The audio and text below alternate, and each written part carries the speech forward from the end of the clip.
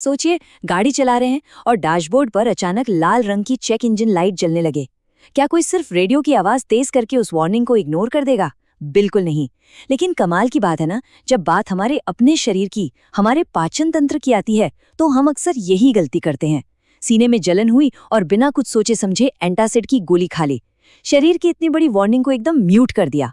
आज के इस गहरे विश्लेषण में हार्टबर्न या सीने की जलन के पीछे छिपे उस सच को डिकोड करेंगे, जो शायद किसी बड़े खतरे का साइलेंट सिग्नल हो सकता है। भारी या मसालेदार खाना खाया और फिर सीने में जलन शुरू, जिसे बहुत ही आसानी से नॉर्मल मान लिया जाता है। लेकिन सोचने वाली बात यह है कि क्या ये रोज रोज का हार्टबर्न वाकई में कभी नॉर्मल हो सकता है? बिल्कुल नहीं। दरअसल अब वक्त आ गया है उन आदतों पर सवाल उठाने का जिन्हें समाज ने बस यूं ही आम मान लिया है। जो चीज ऊपर से बस एक छोटी सी परेशानी लगती है ना, वो असल में अंदर ही अंदर सुलग रही किसी बहुत बड़ी समस्या का पहला अलार्म हो सकती है। तो चलिए इसकी गहराई में चलते हैं। द टाइम्स ऑफ इंडिया की ये रिपोर्ट एक बहुत ही कड़वी और डरावनी सच्चाई सामने लाती है। जब कोई रोज रोज एंटासिड खाकर उस जलन को दबा देता है, तो वो असल में बीमारी को छिपकर बढ़ने का एक खुला रास्ता दे रहा होता है। ये एकदम एक धीमे जहर की तरह है। बाहर से तो सब ठीक लगता है, लक्षण गायब हो जाते हैं, लेकिन अंदर ही अंदर ऊतकों को यानी टिश्यूज को जो डैमेज हो रहा है, वो एकदम साइलेंट तरीके से चलता रहता है। आज की इस चर्चा में हम इन अहम बिंदुओं पर बात करेंगे। रोजाना एंटासिड का जाल, पेप्टिक अल्सर के मूल कारण, एसिड और पित्त रिफ्लक्स में अंतर, ज़ोलिंजर-एलिसन सिंड्रोम, कैंसर का छिपा हुआ खतरा और अंत में डॉक्टर के पास जाने का सही समय। तो चलिए शुरू करते हैं पहले हिस्से से, रोजाना एंटासिड का जाल। मेडिकल स्टोर पर मिलने वाली ये एंटासिड की गोलियां आज बहुत से लोगों के रूटीन का हिस्सा बन चुकी हैं। खाते ही जादू सा असर होता है ना? लेकिन असल में ये सिर्फ एक छलावा है। ये गोलियां सिर्फ उस एसिड को बेअसर करती हैं जो पेट में पहले से बन चुका है। GERD जैसी बीमारियों में जहां पेट और भोजन नली के बीच का वॉल्व ही कमजोर हो गया है, वहां ये गोलियां उस वॉल्व को तो ठीक नहीं करती, मतलब रिफ्लक्स तो रुक ही नहीं रहा है। नतीजा, कुछ देर की राहत मिलती है और फिर डोज बढ़ानी पड़ती है। और सबसे खतरनाक बात, अंदर ही अंदर वो जलन और परत का कटना खामोशी से चलता रहता है। अब आते हैं दूसरे हिस्से पर, पेप्टिक अल्सर और इसके मूल कारण।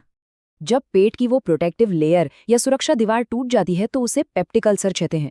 अब इस स्लाइड के बारे में जो सबसे दिलचस्प बात है, वो ये है कि पेट के इस डिफेंस सिस्टम को तबाह करने वाले दो एकदम अलग अलग दुश्मन हैं।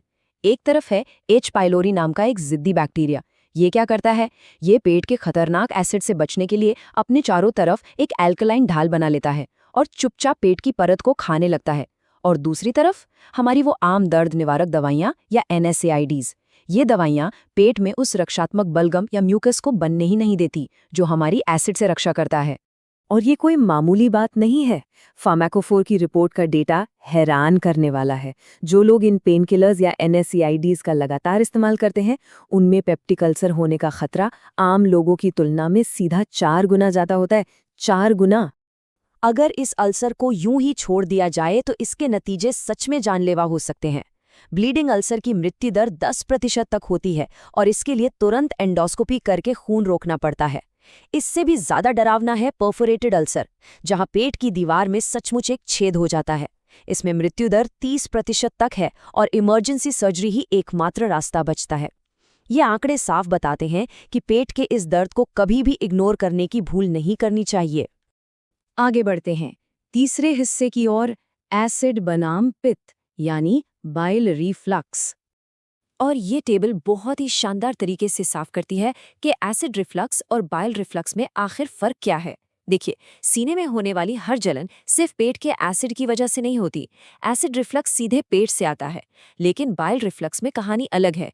इसमें छोटी आंच से पित्त और एंजाइम पेट में और फिर वहां से भोजन नली में उल्टे आ जाते हैं। यहाँ एक बात और भी ज्यादा अहम है, जिन लोगों का गॉल ब्लैडर या पित्ताशय सर्जरी के जरिए निकाल दिया जाता है, उनमें से करीब 15 से 35% लोगों में ये बाइल रिफ्लक्स की समस्या देखने को मिलती है। चलिए बात करते हैं चौथे हिस्से की, ज़ोलिंगर-एलिसन सिंड्रोम। कभी कभी ये साधारण सा लगने वाला हार्टबर्न एक बहुत ही दुर्लभ और खतरनाक बीमारी का मुखौटा होता है, जिसे ज़ोलिंगर-एलिसन सिंड्रोम कहा जाता है। इसके पीछे मुख्य विलन होता है गैस्ट्रोनोमा नाम का एक ट्यूमर। ये ट्यूमर हमारे सिस्टम में इतनी ज्यादा मात्रा में गैस्ट्रिन हार्मोन पंप करने लगता है कि पेट की कोशिकाएं जैसे पागल हो जाती हैं और बेतहाशा अनकंट्रोल तरीके से एसिड बनाने लगती हैं। और इसके लक्षण वो तो एक के बाद एक तबाही मचाते हैं।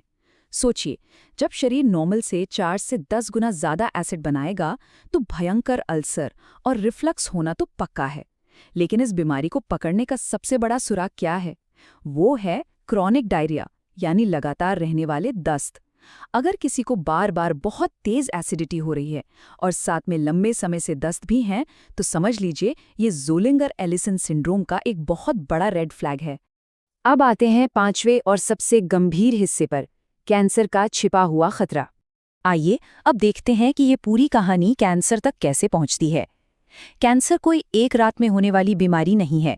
ये एक खामोश सफर है जो सालों तक लगातार रिफ्लक्स होने से शुरू होता है। पहले भोजन नली में सूजन आती है, फिर कोशिकाएं या सेल्स अपना रूप बदलने लगती हैं, जिसे बैरेट्स एसोफिगस कहते हैं। धीरे धीरे ये अजीब कोशिकाएं डिस्प्लेजिया में बदलती हैं, जो कैंसर से ठीक पहले की स्टेज है, और अंत में इसोफेजियल एडेनोकार्सिनोमा यानी भोजन नली का कैंसर बन जाती हैं।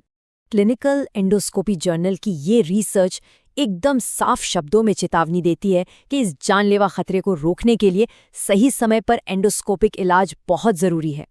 अगर हाई ग्रेड डिस्प्लेजिया को वक्त रहते पकड़ लिया जाए तो उन खराब कोशिकाओं को कैंसर का रूप लेने से पहले ही खत्म किया जा सकता है। इस स्थिति की गंभीरता को समझना होगा।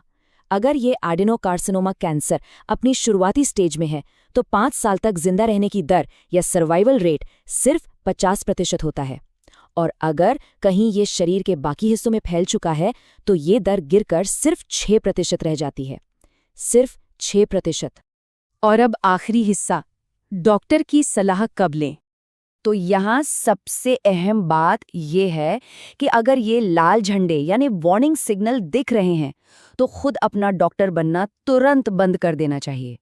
अगर सीने की जलन लगातार बढ़ रही है, ठोस खाना निगलने में दर्द हो रहा है, बिना कोशिश किए वजन तेजी से गिर रहा है, पुरानी खांसी है, उल्टी में खून आ रहा है, या फिर 2 हफ्ते से लगातार एंटासिड खाने पर भी कोई आराम नहीं है, तो ये साफ इशारा है कि बिना देर किए किसी एक्सपर्ट डॉक्टर के पास जाना चाहिए। तो अंत में खुद से एक सवाल जरूर पूछना चाहिए, अगर डैशबोर्ड पर चेक इंजन की लाइट जोर जोर से चमक रही है तो क्या सिर्फ रेडियो की आवाज तेज करके उस आवाज को दबा देना अक्लमंदी है, या फिर हुड खोलकर उस असली खराबी को ठीक करने का वक्त आ गया है? बिल्कुल, शरीर की इन चेतावनियों को कभी इग्नोर नहीं करना चाहिए। रोजाना एंटासिड खाने की आदत पर एक बार फिर से सोचिए और सही समय पर सही जांच कराइए, क्योंकि सही जानकारी ही बचाव का सबसे पहला और सबसे ताकतवर हथियार है। इस पूरी चर्चा में साथ बने रहने के लिए बहुत बहुत धन्यवाद।